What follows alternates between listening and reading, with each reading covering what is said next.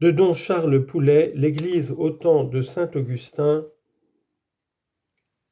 texte et documents, Concile général d'Afrique au XVIe Concile de Carthage en 418.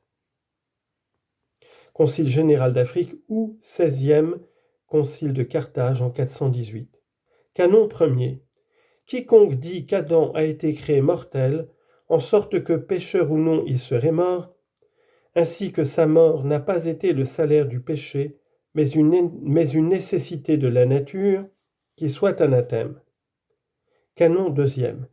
Quiconque dit qu'il n'est pas nécessaire de baptiser les nouveau-nés, ou que, si on doit les baptiser, ce n'est que pour la rémission des péchés, car ils n'ont pas en eux le péché originel transmis d'Adam à ses descendants, lequel péché originel serait lavé par le bain de la renaissance, si bien que pour les enfants la formule du baptême pour la rémission des péchés n'aurait pas de sens proprement dit, ou aurait un sens impropre, que celui-là soit anathème. Car d'après l'Épître aux Romains, chapitre 5, verset 12, la faute d'Adam est imputable à tous ses descendants. In quo omnes peccaverunt. Canon troisième. Quiconque dit que la grâce de Dieu qui justifie l'homme par Jésus-Christ procure la rémission des fautes déjà commises, mais ne fait pas éviter les fautes à venir, que celui-là soit anathème. Canon quatrième. Quiconque dit que cette grâce ne nous aide vers l'impeccabilité que parce qu'elle nous procure une intelligence plus claire des commandements divins et nous fait mieux voir ce que nous désirons et voulons éviter, mais qu'elle ne nous donne aucune force pour pratiquer ce que nous savons être bon, qu'il soit anathème. Canon 5. Quiconque dit que la grâce de justification nous a été uniquement donnée pour que nous puissions faire avec plus de facilité ce que nous sommes tenus de faire avec les forces de la seule volonté libre, si bien que, sans la grâce, nous pourrions remplir, quoique avec plus de difficulté, les commandements divins, qu'ils soient anathèmes. Canon 6. Quiconque entend ces paroles de l'apôtre, lorsque nous disons que nous sommes sans péché, nous nous trompons nous-mêmes, et la vérité n'est pas en nous, dans ce sens que c'est par pure humilité que nous devons nous reconnaître pécheurs, tandis que nous ne le sommes pas en réalité, qu'il soit anathème. Canon 7. Quiconque dit que les saints ne prononcent pas pour eux ces paroles du Pater, pardonne-nous nos péchés, parce qu'ils n'ont pas besoin de faire cette prière pour eux, mais seulement pour les autres, et que c'est pour cela qu'il y a pardonne-nous et non pas pardonne-moi, qu'il soit anathème. Canon 8. Quiconque dit que les saints prononcent ces paroles pardonne-nous nos offenses par pur sentiment d'humilité, et non pas dans toute la vérité du mot, qu'il soit anathème. Canon du Concile d'Orange de 529 sur la grâce et le libre arbitre. Résumé. Premièrement, le péché d'Adam n'a pas seulement nui au corps, il a aussi nui à l'âme de l'homme. 2. Le péché d'Adam n'a pas seulement nui à son auteur, mais aussi à sa postérité, et non seulement la mort du corps, mais aussi le péché, c'est-à-dire la mort de l'âme, est entré dans le monde par un seul homme. 3.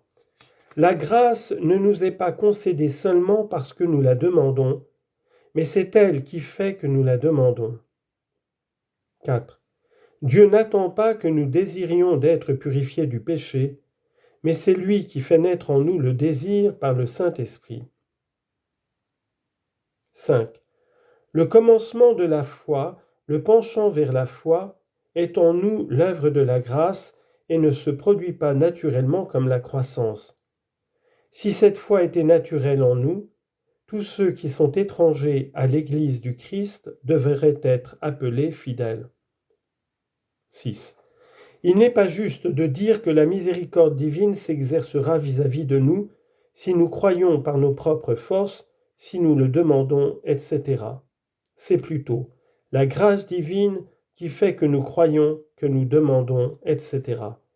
La grâce ne se contente pas de fortifier dans l'homme l'humilité et l'obéissance, mais c'est elle qui fait que l'homme est humble et obéissant. 7. Sans la grâce et livrés à nos seules forces naturelles, nous ne pouvons rien penser ou rien choisir qui profite à notre salut éternel. Nous ne pouvons non plus adhérer à la prédication de l'Évangile. 8. Il est faux de dire que les uns arrivent à la grâce du baptême par la miséricorde de Dieu et les autres par leur propre volonté qui a été contrariée par le péché d'Adam. 9. Toutes les bonnes pensées et toutes les bonnes œuvres sont des présents de Dieu. 10. Les saints ont aussi besoin du secours de Dieu. 11. Nous ne pouvons consacrer à Dieu rien que nous n'ayons déjà reçu de lui. 12. Ce que Dieu aime en nous est aussi un présent de Dieu. 13. Le libre arbitre affaibli en Adam ne peut être relevé que par la grâce du baptême. 14.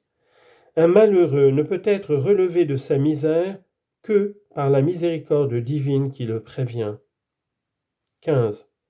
L'état d'Adam tel que Dieu l'avait fait a été modifié par le péché. L'état de l'homme tel que le péché l'a fait est modifié dans le fidèle par la grâce de Dieu. 16. Tout ce que nous avons est un présent de Dieu. Quiconque ne reconnaît pas pour quelque bien que ce soit qu'il le tient de Dieu n'a réellement pas ce bien ou bien le perdra. 17.